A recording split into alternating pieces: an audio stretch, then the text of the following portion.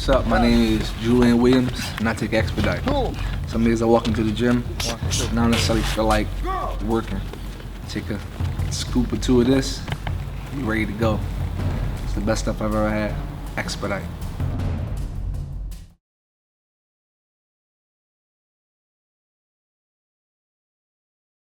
This coach was saying, I kept hearing this coach saying, we have nothing to lose, we have nothing to lose, we come to fight. I'm like, that's false, because his coach doesn't have nothing to lose. That's his first fight. This is his first time training. He's training for a course of 8 weeks to get to come here and get a paycheck off these kids' flush. You know what I'm saying? The coach don't have nothing to lose, but the fighter, we lost 4 fighters last year. You know what I mean? Fighters lose their lives in the ring all the time. The fighter can die tomorrow on Saturday night, and so I can too. So we both got something to lose. So I just think that was a selfish statement by the coach. You know what I mean? So keeping it that way, keeping it very transparent as you you worry about scaring other kids who might want to get into boxing. You just tell them. Well, I think they need to know. They need to know, the ramifications of the sport, what the ramifications of the sport of boxing is. I think it's just being honest. You know what I mean? My honesty scares people, so I apologize. Right. Hey, Julian. Seeing the fact that when you won your world title, it was a hometown fight for Jarrett Hurd, and you came and upset that. Coming into this fight, obviously it's a hometown fight for you. Taking from that experience, is that why you're not really soaking in the Philadelphia hometown fight? You can't get caught up too much in the media, with the media attention. I got a lot of media obligations, stuff that I had to do, but I'm just more focused on the fight. I ain't got 1,000 people with me, you know what I mean? And I'm just focused, man. It's an important fight. I got a lot on the line for this fight. You know what I mean? So I'm just locked in. Now, of course, not looking past your opponent, but a lot of people come up to the unification fight, the big one. I can't speak on that until Secretary get past this guy. Now, you were talking about this being a hometown fight, and I kind of see that you are focused on this fight, in comparison to the Jarrett Hurd fight, because you had that same type of demeanor leading into that particular fight, and then going into Fairfax, Virginia, to actually go ahead and get the win. I see that you have the same demeanor. Are you just trying to approach this like it's any other fight? I mean, it is a fight. It's a fight. It is any other fight. You know what I mean? It's 12 rounds, 36 minutes. You know what I mean? I got an opponent. It is any. I'm not gonna make it bigger than what it is. You know, I'm not gonna add more pressure to myself. Even though I don't feel no pressure, but I'm just focused, man. You know what I mean? It's just simple. It's real simple. Now, the thing about what that coach said, I mean, you were talking about him, being with Rosario for the first time, and how he's kind of being overconfident in reference to this particular fight when they haven't really worked together in comparison to. I don't know if he's being overconfident or not. I just didn't like the statement that he said he has nothing to lose. I don't know if he's being overconfident or not. If he is, I hope he is. I hope he is overconfident. He's gonna find out Saturday night. Well, Rosario said that he was going to come in and, have an all-out war, but is that really a smart thing to do? You gotta ask him, man. I don't know, but can I tell you something? This is the only way we're gonna see him come and outbox me. He's gonna outskill me. Mm-hmm. He's not gonna outwill me. So what else he gonna say? He gonna do? You know what I mean? So that's all he can say. It's basically his He's gonna say I'm gonna come here, I'm choice. gonna lay down, I'm gonna lose, I'm gonna get a check. He's not gonna say that. So he's gonna say the only thing he can say. I'm gonna have a war, like Rocky. You know what I'm saying? And then, you know what I mean? Jarrett, I have a quick question. When it comes to your training and your preparation for Saturday's fight, this is your first fight as a world champion, preparing for a new fight. How did it feel this time? Was it a different preparation, different training? Nah, it wasn't. That's a good question. It wasn't necessarily different. I mean, we always do mini camps with my strength coach Tony Brady out in the Bay Area. So I was out there for about a month, and I came back and I finished up all the rest of the boxing training in Philadelphia. So it wasn't necessarily different. Just doing a little bit more, adding to the stuff that we already have, and just trying to get better. Thank you. Was it a bigger distraction this time around coming into the camp? Was it a bigger distraction? Was it a bigger distraction this time around knowing that now that you are the champion? Nah, I don't. Everybody's on my team. That you see on my team with Jarrett Hurd is the same people that's on my team now. So I don't really. It's just a little more media attention. I don't necessarily call that a distraction. You can't handle media when you ain't built for this to be a champion. So it's it's not distracting at all. No. Were you surprised he didn't take a rematch? No. To piggyback off of his question, Jarrett Hurd had a press conference with Francisco Santana, for the fight that's coming up next week.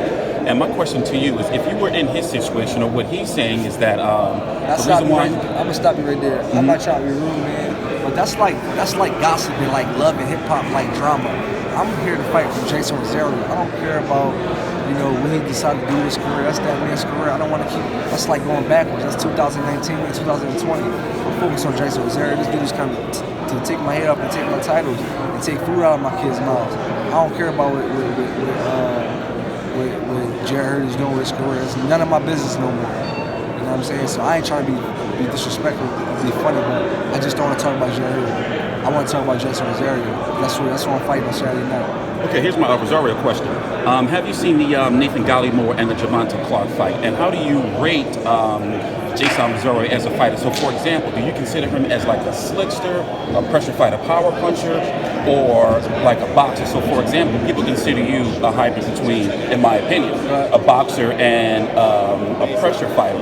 Not necessarily where Jason's footage more shows him as a pressure fighter and not as much skill, if that makes sense. So I'm asking what your assessment is of him as a fighter. I think he has decent. I don't consider him a pressure fighter. I just think he had the pressure of the fighters that he fought, because a lot of fighters that he fought as of recent has been like runners and steady boxers. So he did what he had to do to win, and I respect that. But I look at him as like a guy with decent talent and decent ability. He's not a speedster. They say he has decent power, and I just think he's a solid guy. I don't really know how to say exactly what he is. I just know what Talk a little bit about your experience, the difference in experience of you and Breadman together, as opposed to, this is his first fight with this trainer, and usually it takes like 2 or 3 fights at least for guys to get a rapport together. You guys have been together since, 07? So, I mean, can you just talk a little bit about how you feel that could come into play? The chemistry they have together, because I'm not in that camp. Right. I can only speak on the chemistry me and my coach has. And just because he got with him a few months ago, that doesn't mean they won't have good chemistry together. Who knows? You know what I mean? But I was just simply pointing out a fact, a point in something that he said. You know what I mean? And something I didn't necessarily care for, but ain't no big deal. Right. So me and my coach in my corner has great chemistry. We've been in the gym for years together, working at this one goal, and we finally accomplished it. And we're just trying to move forward and get better. During that face-off, what did you? He smiled and kind of broke away first instead of having people break it up. Did you really feel anything from him, or it was? Julian, just on the sparring situation, the storyline, you guys were originally looking at him as a sparring partner, but you guys... We're going to bring him in for camp. Which fight was it that you guys... For the last fight. Oh, really? Yeah, it was for the last fight. Now, I said, man, he's about 18, 19, and 1 or something like that. We could potentially fight. We got to fly him all the way from wherever we have to fly him from. Like, we could get local guys that's better than him. That's going to do the same thing. And I might have to fight him one day. So that's how that went. It wasn't no argument or anything like that. Steve was just like, all right, that was it. Outside looking in, you're glad that you didn't have much sparring partner? I just had more game plan in my head, things I could have did to him. But I was already things I know I could do to him. I also wanted to touch on that. I believe you won a religious award recently. And I wanted to talk a little bit. Congratulate you. Thank you. It was a Muslim Courage Award. I'm sorry. It was like a proud Muslim award after the pre-fight. My pre-fight interview, and I won the jersey. How that make you feel? I saw little clips of it. That's amazing, man, because there's so many. It's 2 billion Muslims in the world, and the Ummah is so strong and so powerful. And they supported me. They made sincere du'as for me, and it was just an amazing feeling. I got so much support from all around the world. You know what I mean? I had Muslims hit my inbox from Indonesia and Pakistan and the UK. It's just Muslims from all around the world, so it was just amazing. Congratulations. Thank you. No, not looking past your opponent. I don't want to answer no questions if it's that's just how I'm. It's that's disrespectful, man. That's a real fight, man. You know what I'm saying? I don't know nothing about nobody else besides Oh, no, Jason not Rosero. asking about anybody. No, I'm What's talking the plan about as far as 2020? How many fights do you plan? him right there. Yes. You gotta ask me all that. I promise you I answer whatever question you want to ask on Saturday after I win on Saturday. I promise.